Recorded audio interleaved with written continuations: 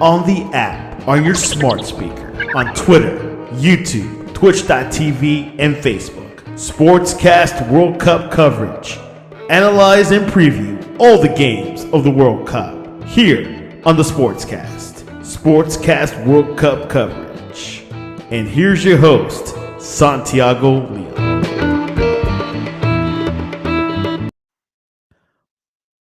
Welcome to the Sportscast, December 12th, 2022. If you haven't yet, please subscribe in all our channels, YouTube, Twitch, Twitter, and Apple Podcast. You can also listen to us on your smart speaker.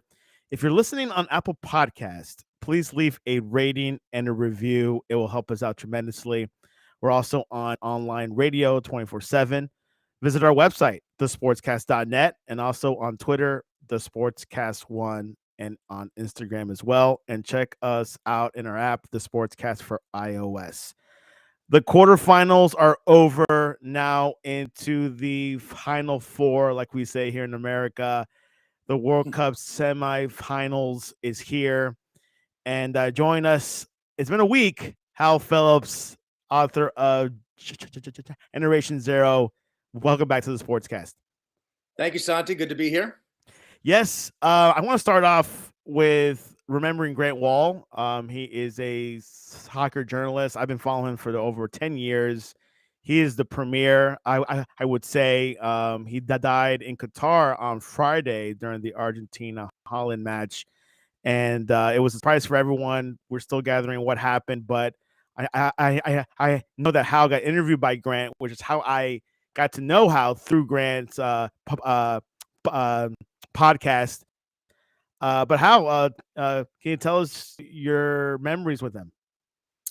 Well, I don't want to overplay my relationship with him. I didn't know him at all until this summer when the book came out. But when that did happen, he was incredibly kind and generous. A real champion of the book, and had me on his podcast and published an excerpt. I couldn't thank him more for that. I mean, this guy is the dean of U.S. soccer writers, and he couldn't have been more generous. I don't know what else to tell you. He didn't know me from Adam, but he liked the book and really went out of his way to help me promote it. So, but Grant Williams is a lot more than that. Obviously, he's the best soccer writer we produced, I would say, in the 21st century, and he's been at this a long time. I mean, I heard someone say, and I think they're right, that he's one of the few people who could really make this job work as a full-time job, and he worked very hard to do that. But I think his work speaks for itself, and he's not a cheerleader in any way for any kind of soccer. He was a serious news guy, which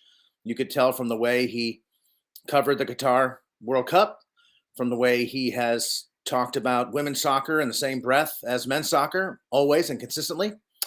And I'm sure he would have kept on doing that. It's just a tragic loss. And we were talking about it a little bit before we came on air, but that Friday night, I had no idea what had happened. And I started getting texts from people, and it was just a terrible sort of slow drip of information.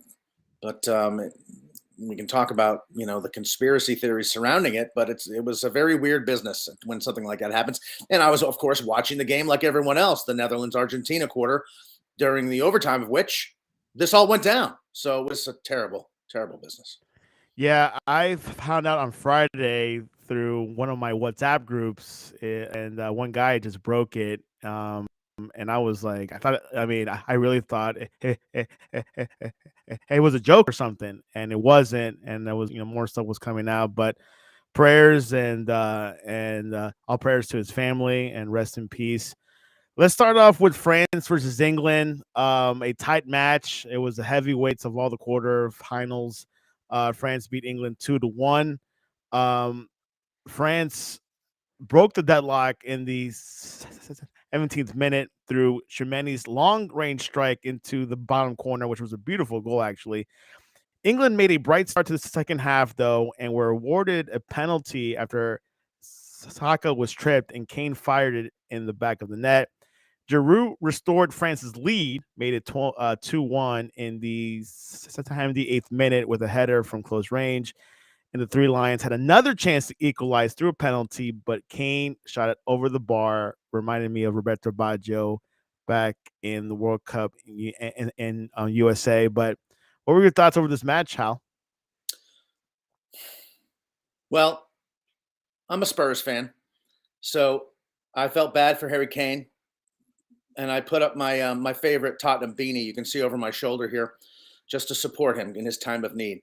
But you know, I guess I was rooting for England. Those games sort of bring out your animal instinct. I don't have any great rooting interest either way.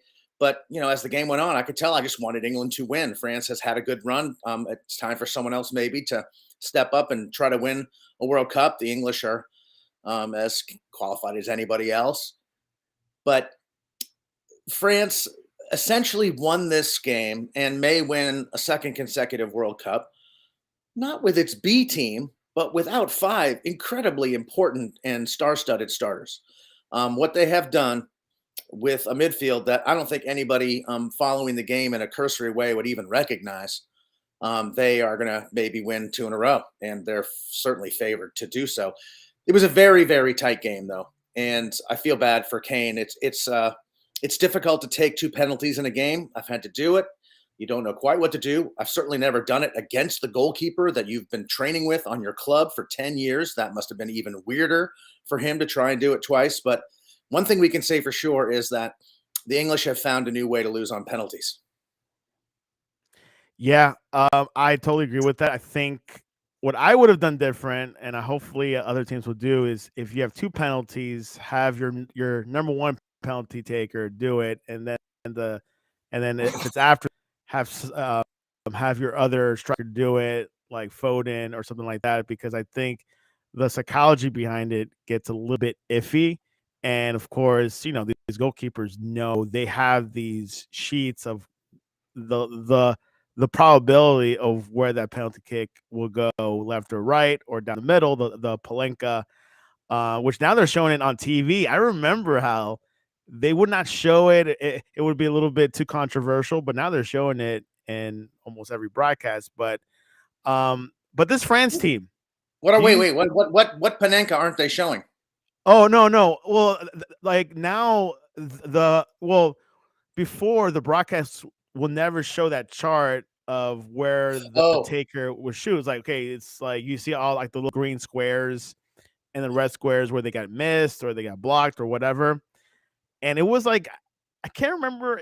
Like one guy was telling me, maybe it was Grant Wallace said it actually, that it was kind of a little bit like it's not a good idea to show it. But I'm trying to think why did he say they that? But they did show a chart before his second kick. They may have shown it before the first kick. I honestly can't remember, but they've been right, showing charts because they keep this data and it's public. It's public domain. Why not? right, yeah. What's interesting to me is I think we're witnessing a tipping point in the way penalties are taken, especially in shootouts. But when you have a multiple penalty game by the same guy, the same premise holds. Kane never bought into the idea of the slow walk, approaching the ball, or maybe syncopating it to try to get the keeper to move if they're going to guess and just go the other way. He was not like that. He played the ball firmly into either corner, and because he had chosen that side. I think that during this tournament, we're seeing that the slow walk approach is not working because keepers like the Moroccan keeper are staying at home and they are basically foiling that effort and foiling the Panenka and making the entire team, your opposing team, think twice about trying to slow walk and just choose at the last second. Both teams that tried that in the main during the two quarterfinals lost, and I think that it's going to go that way. But let me just add too that you know defending a penalty from the same shooter twice in the same game is also a weird mental disadvantage for Lloris, for the keeper there. It's he's got to make the same kind of machinations go in his head as Kane did. But I see what you're saying. If you have another guy who can take it, might be a good idea. But Harry Kane is so good at penalties. Why wouldn't you have him take another one? Exactly. So we'll see what happens. England that made it to the Euro final 2 years last year actually, and the World Cup semifinal 4 years ago in Russia, slipped back in the quarters. Hey, it's a tough quarterfinal match against France. It's something that you don't request, but it is what it is. You just got to play with the card you're handed to, and England did not accomplish. As you mentioned before, this French squad was missing quite a few players before the World Cup. Benzema, Pogba, uh, Conte, and of course Hernandez. He got injured in the first match, but this French bench is pretty deep, isn't it? Well, they're as deep as any squad in the tournament. We all knew that. Maybe the Brazilians could say they're as deep, but only in the attacking sense. These guys are deep all over. They have two teams they could field and do very well in this tournament, and they're showing that to us again. And the English showed us again that they really just cannot or have not or do not have the capability to beat excellent teams in tournament play. They really haven't beaten anybody outside of the confines of Wembley Stadium ever in major tournaments. It's really astonishing when you look down at the list at those teams. In 2018, I think they beat Colombia and Sweden to gain the semifinal, lost to Croatia. And then who did they beat in 2021 at the Euros? They had an easier track in before they played Italy at home, couldn't beat them at home. It's really quite amazing when you look at the track record in major championship play. The English have just never beaten anybody who's any good. Yeah, that's something that they got to keep accounted for, and of course, Gareth Southgate's job is in question marks, but he does have a 2 year. He has 2 years left in his contract, so we'll see what the England FA will say in the next couple of weeks. The next match was a little bit not much action. It was actually prior to this England France match, Morocco Portugal. El Nesri from Morocco scored in the 42nd minute, and the rest of the game was parking the bus. How that was pretty much what I can say. And Ronaldo did not start from the beginning, but they subbed him in the second half. That didn't help out, and of course, he left crying. And Morocco is the first African nation in these semifinals. Your thoughts over this match? Well, I don't think they parked the bus in the same way that you do. First of all, they scored a goal. And when you score the goal, you're allowed to fall back and let people come at you. If it's 0-0, that's parking the bus. I thought their game against Spain and the game against Portugal were fascinating to watch. They do play just tenacious defense, but they do pick their spots and go forward. And they do it with incredible skill. I think the most impressive thing that I noticed from those two matches were just their confidence on the ball in their own third. They don't just whack the ball away; they play it out, and they're very, very comfortable doing that under the most extreme pressure. The Spain match was an even better example of this because Portugal doesn't quite have the all court game, to mix metaphors, that the Spanish do. Spain really worked hard on defense in that round of 16 match to win the ball back, put an enormous amount of pressure on the Moroccans, and they just never cracked. It's an interesting metaphor. It's not a metaphor at all, but milestone, I guess. The first African team, they certainly are that, and it's a massive moment for the continent. But I think if you asked Moroccans, and I have been to Morocco and I've talked about this, they consider themselves Moroccans first, and then they consider themselves Arab North Africans second, and only third, I think, do they consider themselves Africans. But they do play in that confederation, and I'm sure they're all rooting for Morocco, and frankly, I am too. But an amazing sort of post-colonial, neo-colonialist legacy matchup with the French coming up on Wednesday, I guess it is. And it's going to be a very fascinating match because this team can clearly defend with anybody in the world. Yes, I have to give credit to El Nasri, fantastic player, and Hakimi, fast player. Oh my gosh, And fantastic. Ziyech is another very, very capable attacker, and their spine, is very strong. Their central midfielders and their center backs are not only tenacious defenders, they are very strong on the ball and don't have any hesitancy to carry it and hold it and against any kind of pressure. I'm super impressed with them. A lot of those teams would crumble and just start booting the ball away when they're ahead 1-0 late in the game or tied 0-0 late in the game, as they were with Spain. They did not do that. They were always dangerous, and that is impressive to me. It's not easy to quote unquote park the bus and go forward. They're able to do both, and that's why they are where they are. Also, credit to Yassine Bouno from Seville, 8.4 rating in Hot Mob. Fantastic. And we'll see what happens against France, which just will lead to this segment. The semis, of course. The first match is Argentina versus Croatia. This is the third World Cup head-to-head, Hal, between Argentina and Croatia, and the first match in the second round, Argentina won 1-0 in 1998. Obviously, back then was Schuker versus El Burrito Ortega, but I did not know this. I found out this morning, and I have a good World Cup memory. How Croatia beat Argentina 3-0 in 2018 in Russia. I would not have remembered that either. Exactly. Were they in the same group? Same group. I believe it was that third match where it like they were already like qualified to the round of 16, maybe. But that happened. And this will be Croatia's first World Cup game at Lusail Iconic Stadium. Doesn't mean much, to be honest. It's a stadium, to be honest. If it was like in the middle of the desert, there you go. Middle of the desert, they're all AC. You know, compared to back in the U.S., yeah, you play in the Rose Bowl coming from New York. There's a difference. Yeah. But this match is going to be interesting. Argentina had actually both teams had to go to penalty shootouts, so like they both have experience, some confidence there. I think the Argentinian keeper is definitely feeling confidence because he stopped 2 balls against Holland. But what are your thoughts over this match?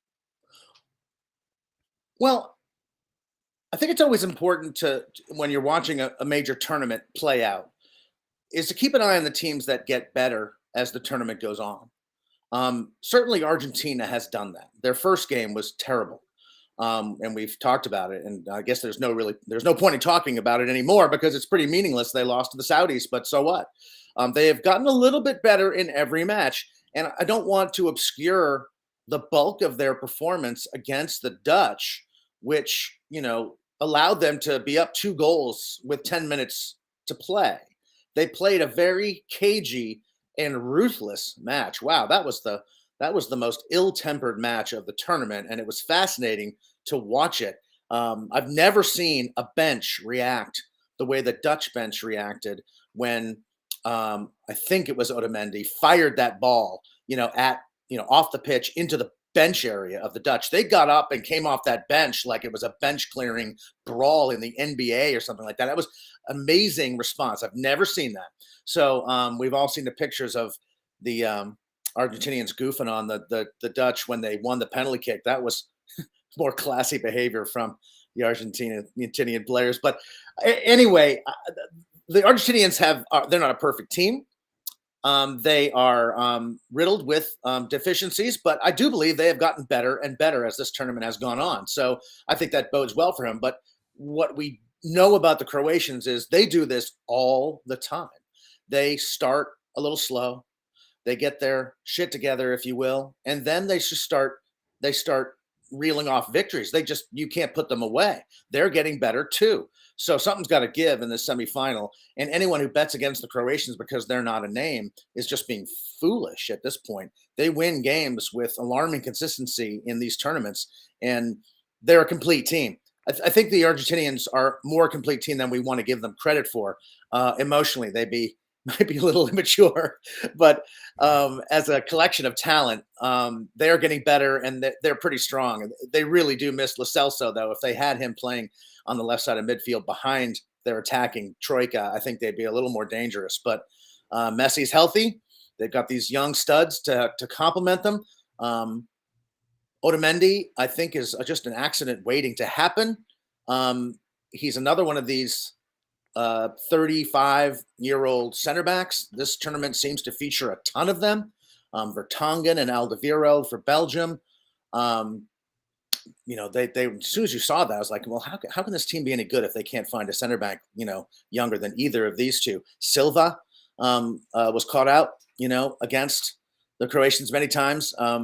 That Hutchinson fellow who played for Canada, 39 years old. I don't know how you can field the team seriously in the World Cup with such old center backs. The pace, the slow turnaround between these games, physically, it's got to be taking a toll. So I would keep an eye on those on those center backs for Argentina to see whether or not Kamaric and Modric and company are able to take advantage. Petkovic, of course, didn't do anything in that game against Brazil until he set up the goal. Do you think this Argentina squad would be tougher or easier for Croatia versus Brazil? I think it's an easier setup for Croatia, frankly. I think they can feel a little more free going at these guys. But, Croatia just doesn't do that. Croatia is an incredibly mature, confident, um, and patient side. They don't ever feel the need to go at anybody and get ahead because they're going to get ahead and hold on. They get stronger as the game goes on. We saw this in 2018. They are clearly super fit and they never waver. They have great goalkeeping. They win penalty shootouts, so they don't care about finishing there. They have enough scoring, and Modric is just a wonder. I mean, the idea that he's that young, that old, and is still running around midfield with such endurance is spectacular. I don't know what they'll do when he's gone, but the Croatians have fielded several generations of great teams now, and 4 million people in that country. They clearly punch more above their weight than any side in world football. If the Icelanders aren't around, got to give the Croatians the nod there. Argentina will be out with 2 players for suspension, Gonzalo Montiel and Marcos Acuna. And there is some injury worries about the Paul. So we'll see if he's ready game day. And the replacement for Acuna will probably be Tagliafico. That's a tough name to pronounce. And we'll see what happens there. But I think the key to Argentina to beat Croatia obviously is Messi. And how important is Messi in Argentina? Because that pass he did against Holland, how it was like I mean, I don't watch La Liga matches too much or PSG, but that was one heck of a goal, wasn't it?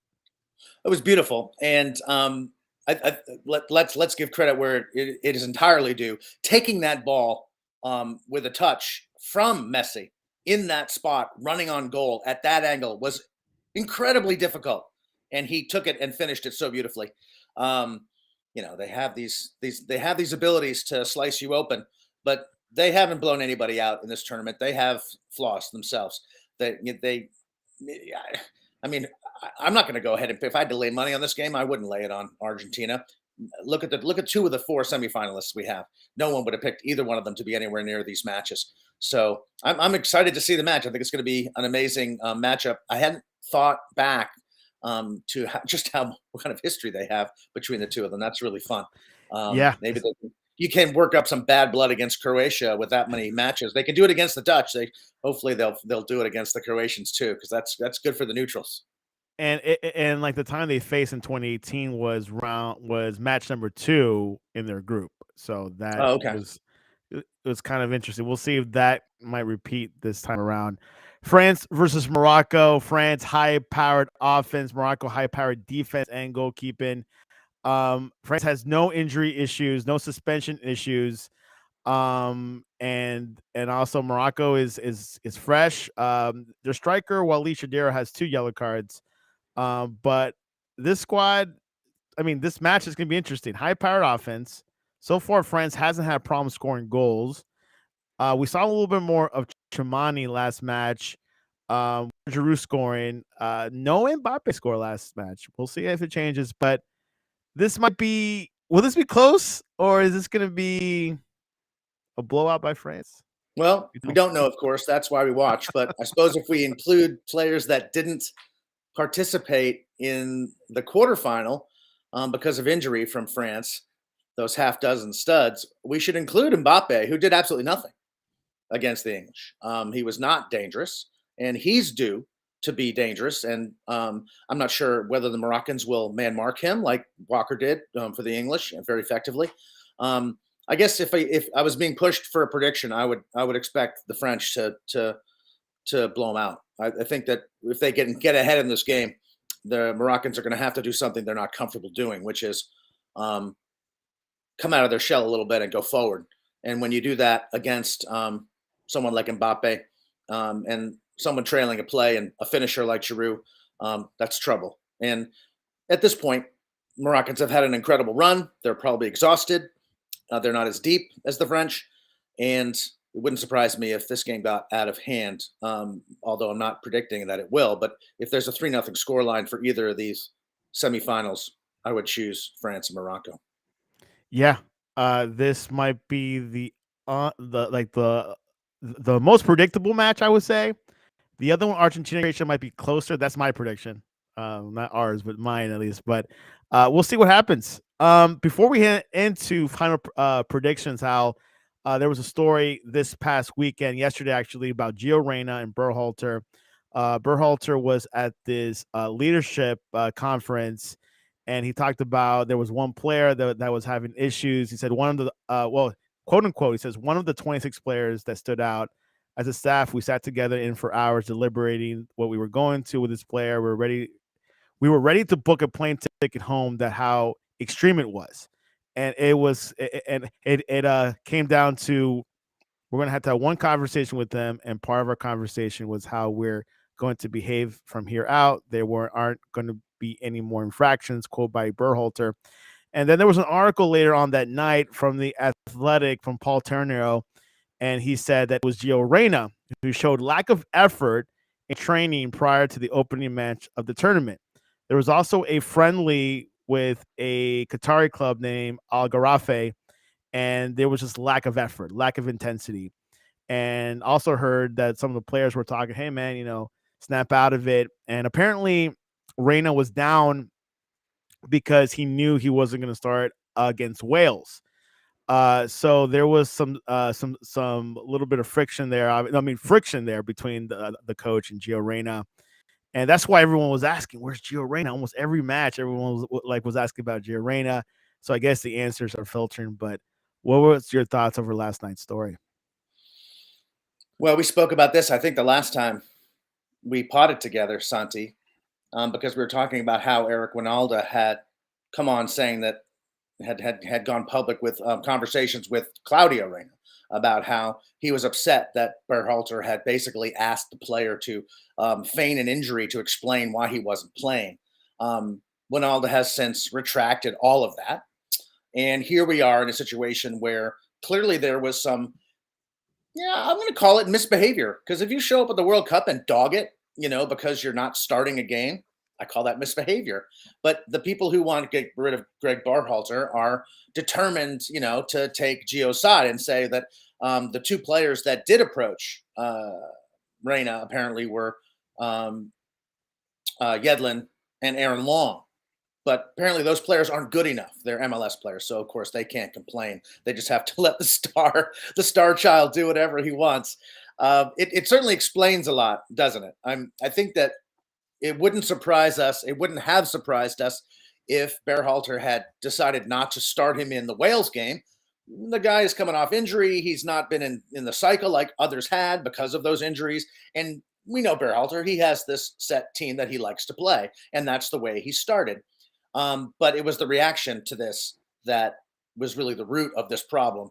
And, if you have a player who's, throwing his shin guards around and not because he's not starting a game and dogging it in practice, apparently that was really what put them over the edge. Was after this episode, he didn't snap back and sort of get with the program. He was even more petulant between the Wales game and the England game. And I think Berhalter sent a message to him when he put Morris on. But look at the way we're interpreting that. When that went down, people were just gobsmacked that Berhalter would put Jordan Morris on before Reyna.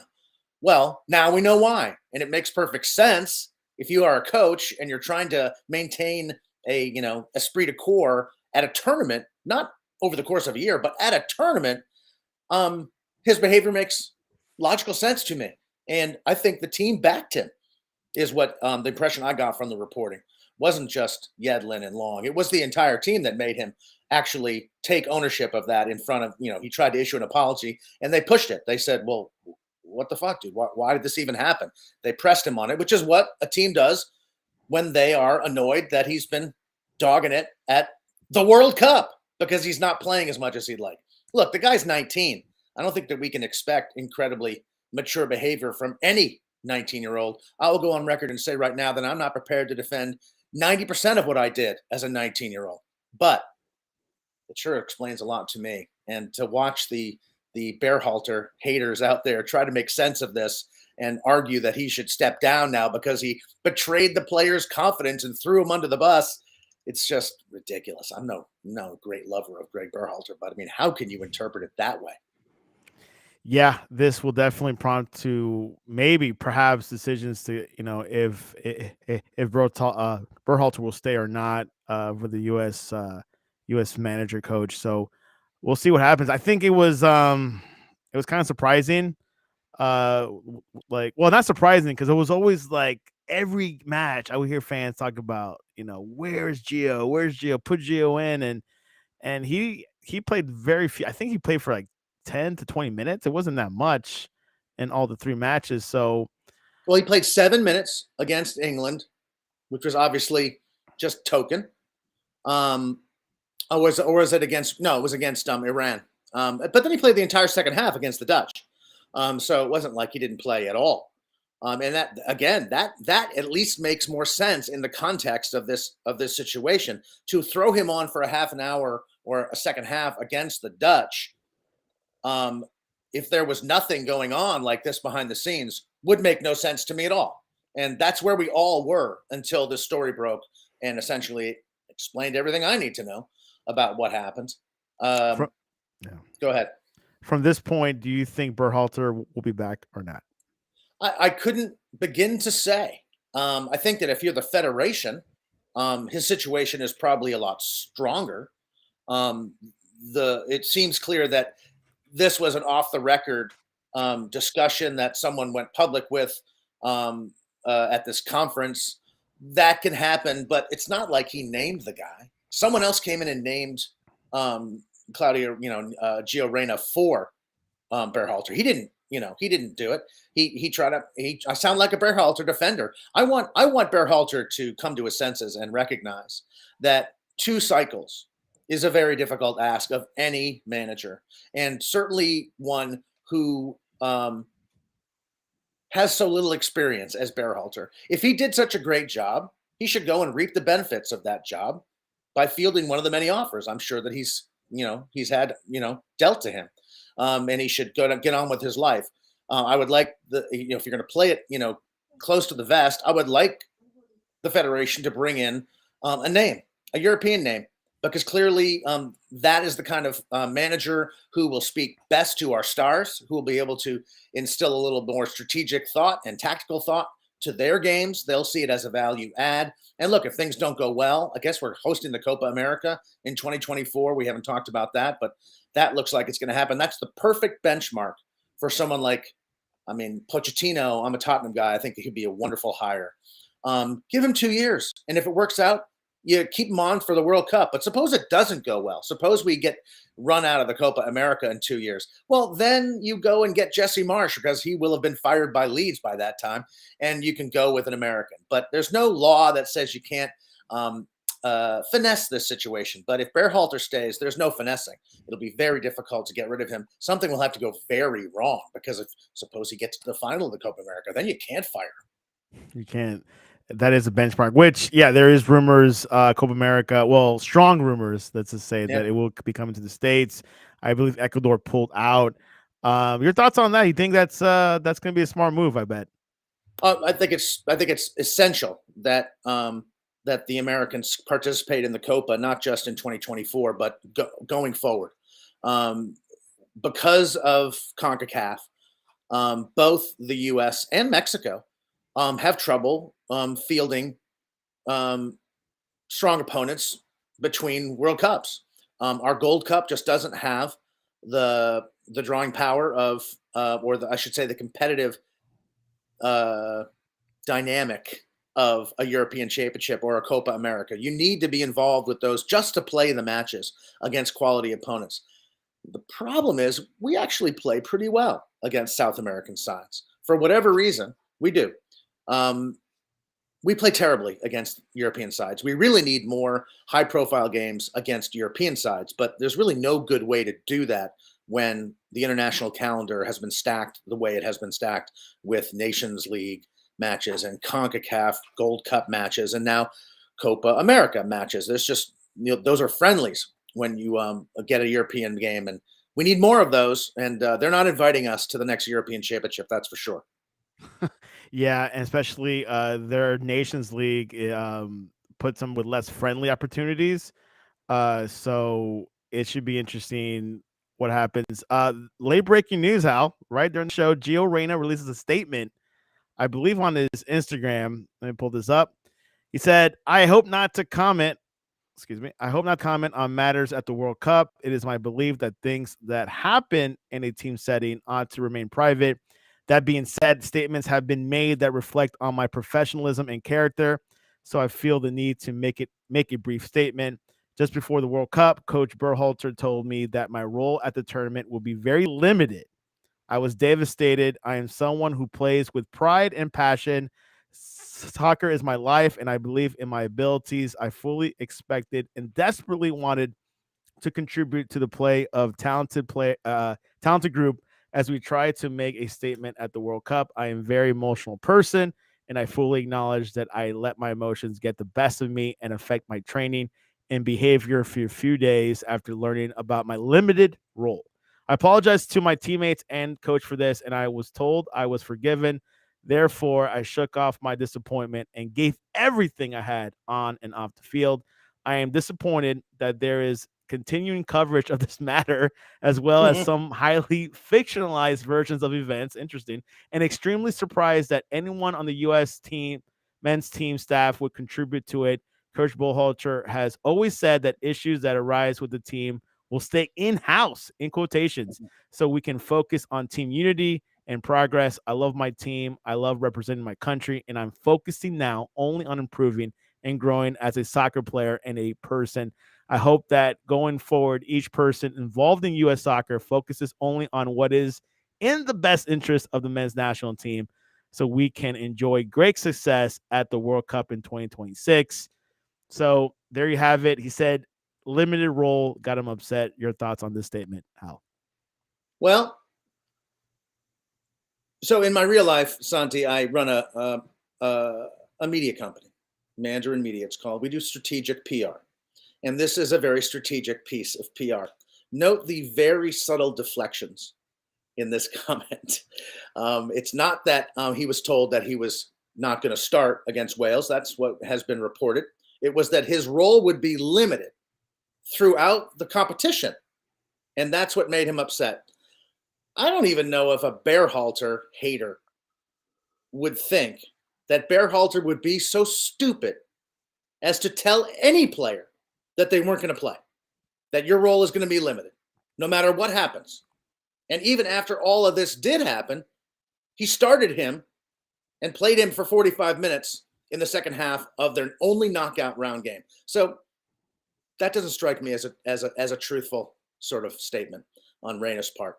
Then he cops to being over emotional and letting that get in the way of his training. Now, if this was any other player, not someone that soccer Twitter has been pushing, for more time for a month, I think we'd laugh at his presumption. Well, yeah, and after that happened while we were at the World Cup, I sulked and didn't give my best because I'm an emotional person. I'm 19 years old. You can't expect adult behavior from me, is sort of what I read into that. I think he's pissed at that it came up. But again, I'm not sure how much we are allowed to blame Berhalter for publicly calling this guy out. He did not do that. He never named him. And he did it in a closed forum that I don't think he thought there was any press at. In fact, I don't think there was any press there. Somehow it was leaked. So a pretty terrible situation to leave the World Cup on.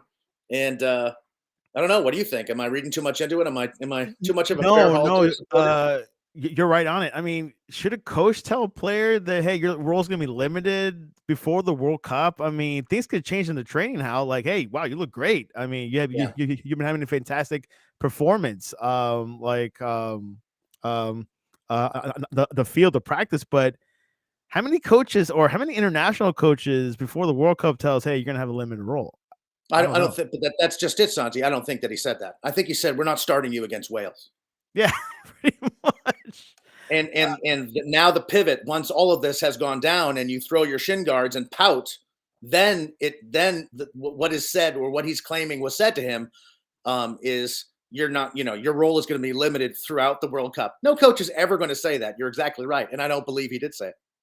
Quite interesting. We'll see where this goes. Maybe Claudio Reyna might say something, maybe not. But still a couple weeks. Hey, yes, I know this is drama and everything, but hey, we're putting. I mean, this news would not have happened 20 years ago in the U.S. It would have been not even in the newspaper. Which is it kind of reminds me of that John Harkes Winalda issue where I guess was it Winalda that cheated on John Harkes' wife, kind of similar after drama there, but Just but let's be accurate. Harkes slept with Winalda's wife. Winalda's, yeah, opposite. Totally forgot. And Harkes was the captain of the team and was not brought to the '98 World Cup because of it. But I thought you were going somewhere else with that, Santi. I thought you said that this is actually indication of just how much people care about soccer now in 2022 compared to 1998. And it's unbelievable. Yeah, you're talking to the guy, the author of Generation Zero. That's been my bailiwick for 6 months talking about this book. Is that the amount of coverage that soccer now gets in America is a result of the change that happened in our culture in 1989. That's the subject of my book. And we wouldn't have had, you can't foresee soccer Twitter in 1990, but to have mainstream major media talking about this little tiff from the World Cup with such depth and such breathless anticipation shows you that soccer has come a long way in terms of its mainstreaming. I totally agree. Generation Zero, which you can find the link below in the description, which I will talk a little bit later after the predictions. So let's segue into something a little bit more positive. First match, Argentina, Croatia. Yes, you mentioned Croatia, but give us a score with that. I find that with these predictions, I can't get away from my desire to create a final that I want to watch. So I'm going to pick Argentina 2-1 over Croatia, and I'm going to pick France 3-0 over Morocco because I want that final. Yeah. Because because Croatia took Brazil-Argentina semifinal away from me. I'm going to punish them psychically. Yeah, Messi versus Mbappe will be something that a lot of people will love to see on a Sunday morning. So we'll see what happens. What is the best way to reach you online, and also about your book, Generation Zero? Well, yeah, I do tweet from @MandarinHal. So yeah, check me out. Some likes. Generation Zero, the story of an American generation born in the 1960s, raised in the 1970s as our first true soccer natives. And you see those guys on the cover. All of those guys participated in the youth soccer revolution of the 1970s. And oh, by the way, all the women who participated in the 1991 World Championship effort were of the similar, vintage. They all grew up at the same time. And come 1990, they changed our soccer culture. They changed our sporting culture by finally showing Americans what soccer was about, and also cluing them into what fun international competition is. Look at all the gossip that we're getting out of this nice international competition. Americans didn't indulge in any of this stuff before 1990. It really was a tipping point in our sporting culture. So yeah, pick it up on Amazon, Generation Zero. It's a bestseller. There you go. Make it a bestseller. And you can find the link below on the description. And you go to thesportscast.net. You'll find the link there. And also follow our Twitter, the Sportscast1 on Twitter, and also Instagram, the Sportscast1. But there you have it. The final four of the World Cup is Tuesday and Wednesday. Should be exciting. And then, of course, the finale this weekend. Hal, any closing words before we head off on this beautiful Monday? Well, peace and solace to Grant Wall's family. That was just a terrible blow. And, he'll be remembered very fondly and for a long time. We'll miss him. Definitely. Rest in peace. And let's get this World Cup going. Hal, thanks for coming on to the Sportscast. Always my pleasure, Santi.